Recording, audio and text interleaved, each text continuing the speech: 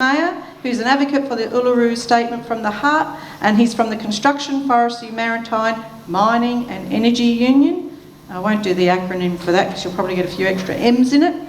I met Thomas at our 2017 Australia's Let's Buy It Back conference, way back then when Thomas had embarked on taking the Uluru Statement from the Heart canvas around the country. And he has used his union experience to unite nations and bring people together on that journey. Thomas recorded those conversations and has along the way, as most of you know, has released a book, Finding the Heart of the Nation. So I'd like to put our hands together for Thomas, our final speaker.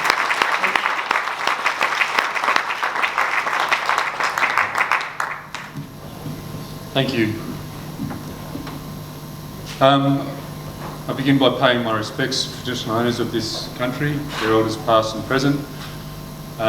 Thank you for the invitation to speak today, Arthur, and the comrades from the Trades and Labour Council. I also want to acknowledge Uncle Freddie Moore, his great solidarity. Uncle Freddie's wonderful solidarity with our people over so many years. And this is really special for me to be addressing you guys with Freddie's presence. So, comrade, a lot of respect for you. I'll just start with a bit of my background in case you haven't heard me speak before. I'm a Torres Strait Islander and I'm born and bred on Larrakia land in Darwin. That's where I've always lived. I was a wharfie from when I was 17 years old, and I became an official of the MUA in 2010. And I learned a lot of lessons on the wharf that has played a big part in why I believe in the Uluru Statement from the Heart and how we have been campaigning for the aspirations that are contained in it. The main thing I learned about was the value of unity, of course, comrades.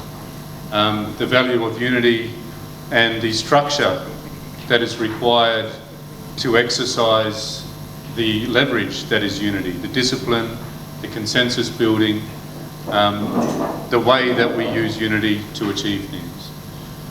And as a union official, I continued a tradition that our union has, as well as all the unions in this room and the Trades and Labour Councils, a tradition of using our unity for more than just our own benefit, our own wages and conditions, but to use that leverage of unity for the benefit of all of us and those that struggle the most in our society, as was being spoken about with the ASU campaign. A civil society is one that doesn't leave anyone behind. And there's no people that have been left behind more in this country than my people. Aboriginal and Torres Strait Islander people, we have never been a civil society. A so-called civil society came to this country in an invasion and committed genocide and still has not included my people in this nation. Shame. And so, as a union official, getting involved in the Indigenous struggle, organising the rallies and the occupations and the responses to disgraceful decision after disgraceful decision, community closures in WA by defunding services and trying to move us off country, the way that youth were treated in detention in Don Dale, the mass incarceration rates, the way that our youth continue to commit suicide in greater numbers, reacting to those things and realising as a unionist that we were ineffective in punishing these decision makers for the way that they were treating our people. Ineffective. At a rally, we could have 6 speakers and 20 different solutions to one problem. We were divided, purposely divided, by governments, by corporations, anyone that had an interest in exploiting our land. And so I started to look for something that was missing in our movement. And it was good timing for me because that's when I first got involved in the constitutional dialogues that were going on around the place. Now, constitutional recognition had been talked about in this country for around 10 years. And people that we don't trust, John Howard and Tony Abbott, had talked it up. But they were talking about symbolic constitutional recognition. They were talking about recognising us with some flowery words that gave us no power. And I learnt that we had never been asked if we wanted constitutional recognition or how we wanted to be constitutionally recognised. And so when I got involved in this constitutional dialogue, and I learnt that these dialogues would happen all around the country, and it was a result of our struggle to say we must be asked this question about constitutional recognition. Learning that there would be a formula applied, 60% traditional owners, and each of these dialogues, designed these dialogues by an Indigenous expert, Professor Megan Davis, a Cobble woman,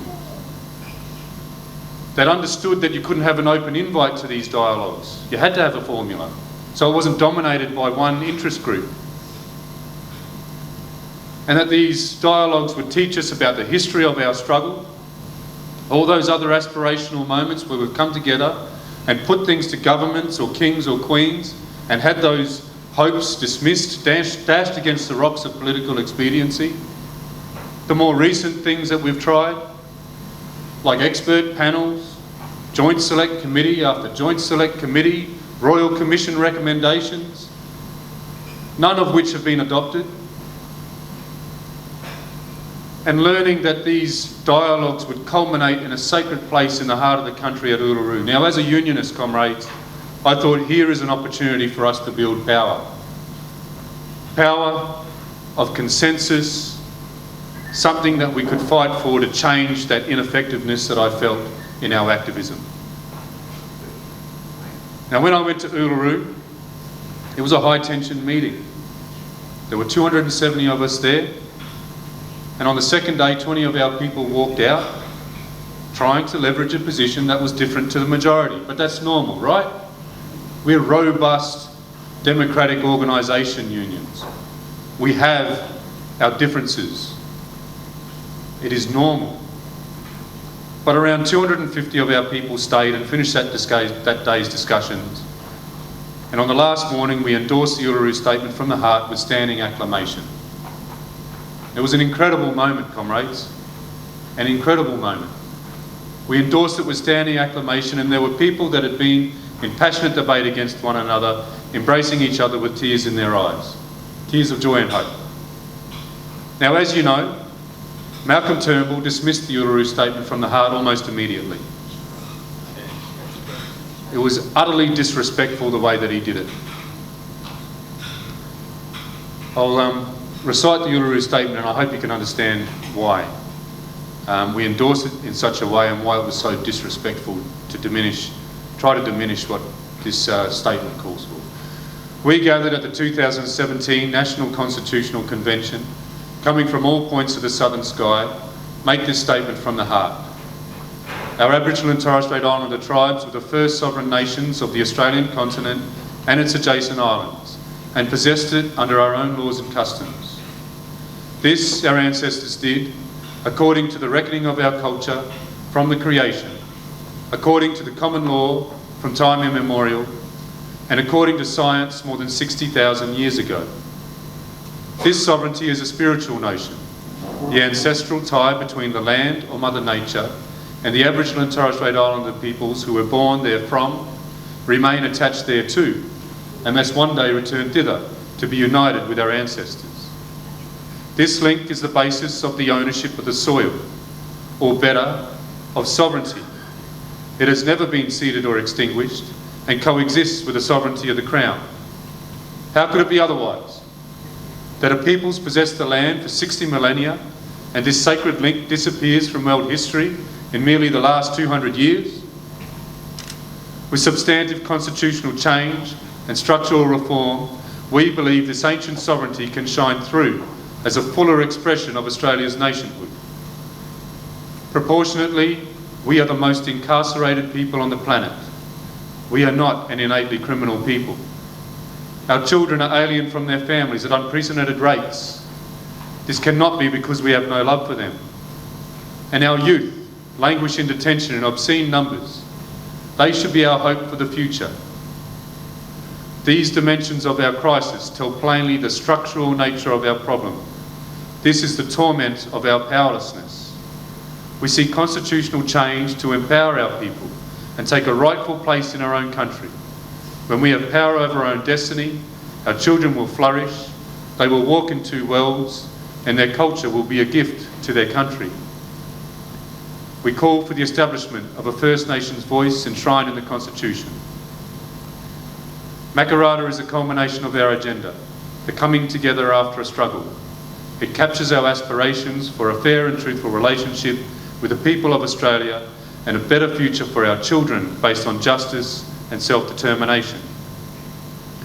We seek a Makarrata Commission to supervise a process of agreement making between governments and First Nations and truth-telling about our history. In 1967 we were counted, in 2017 we seek to be heard. We leave base camp and start our trek across this vast country. We invite you to walk with us in a movement of the Australian people for a better future. That's the Uluru Statement, comrades.